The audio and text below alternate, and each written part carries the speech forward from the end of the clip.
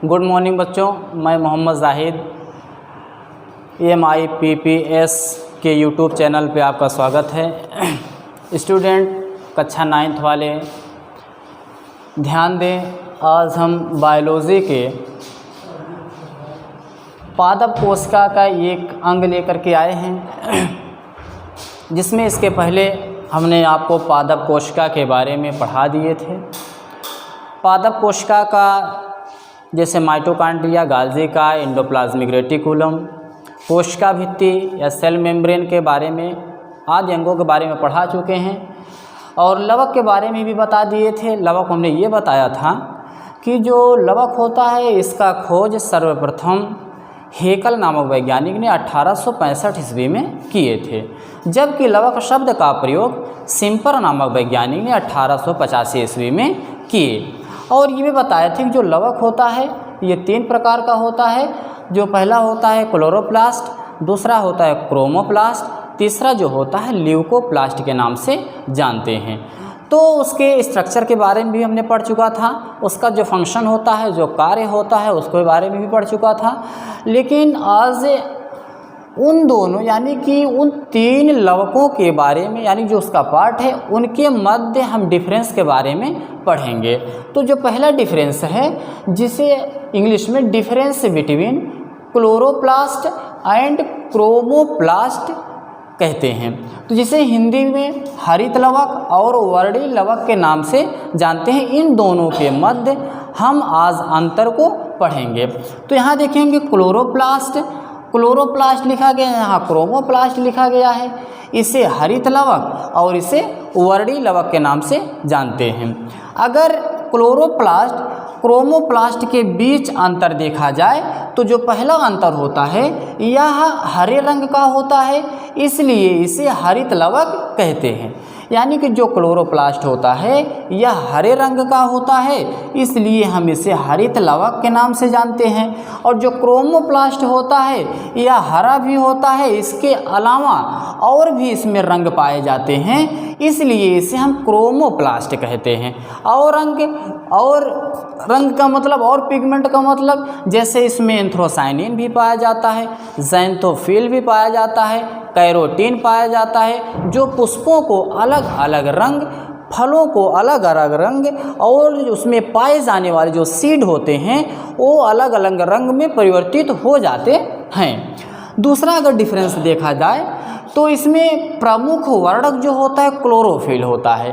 Chlorophyll का मतलब यानी कि पर्णहरित, जिसके कारण पौधे अपना भोजन सूर्य के प्रकाश में बनाते हैं। तो इसमें जो प्रमुख वर्णक है यह क्लोरोफिल होता है।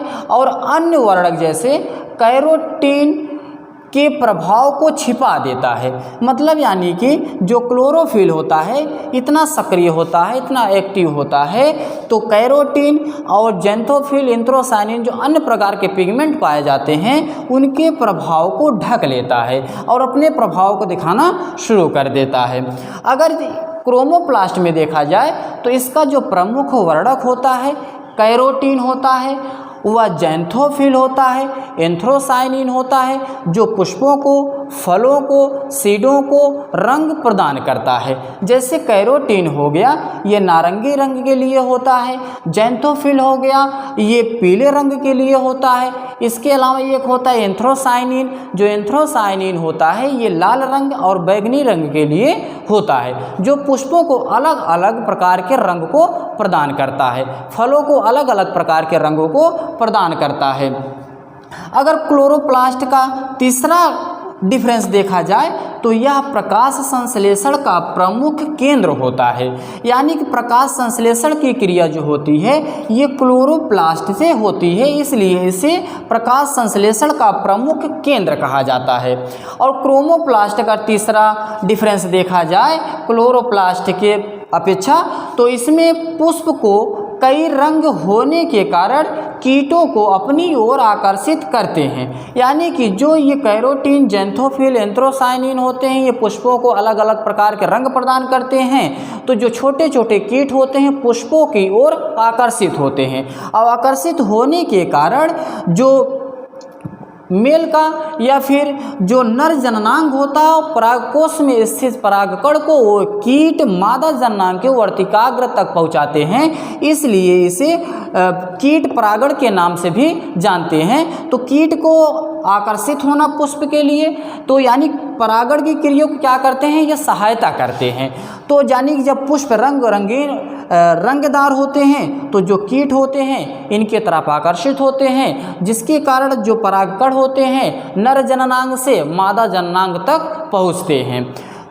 स्टूडेंट्स, इसके अलावा आगे हम देखेंगे कि difference between leucoplast and chloroplast. अगली हेडिंग है आपका कि difference between leucoplast and chloroplast, जिसे हम आवर्णी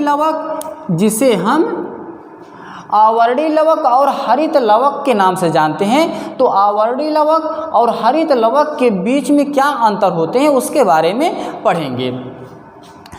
स्टूडेंट्स, देखेंगे ल्यूकोप्लास्ट जो होता है इसे आवर्णी लवक के नाम से जानते हैं, और जो क्लोरोप्लास्ट होता है इसे हम हरित लवक के नाम से जानते हैं। जो आवर्णी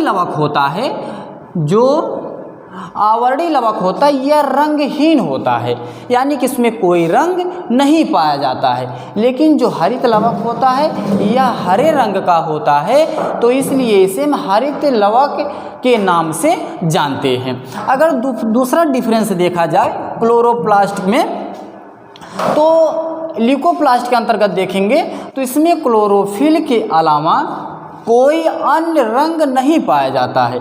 यानी कि जो ल्यूकोप्लास्ट होता है इसमें क्लोरोफिल पाया जाता है, इसके अलावा कोई अन्य प्रकार के जो रंग होते हैं वो अनुपस्थित होता है या एब्सेंट होते हैं या नहीं पाए जाते हैं। अगर दूसरा देखा जाए तो इसमें जो क्लोरोफिल होता है ये भी उपस्थित होता है, इसके अलावा और भी अन्य वर्णक इसमें पाए जाते हैं। यानी क्लोरोफिल भी उपस्थित होता है, अन्य प्रकार के जो वर्णक होते हैं वो भी पाए जाते हैं, जो हमने अभी इसके पहले हरित लवक और वर्णी लवक में बताए थे, जैसे कि ज़ैंथोफिल, एंथ्रोसाइनिन, कैरोटीन, ये सब पाए जाते हैं, जिसके कारण जो पुष्प होते हैं वो रंगदार होते हैं।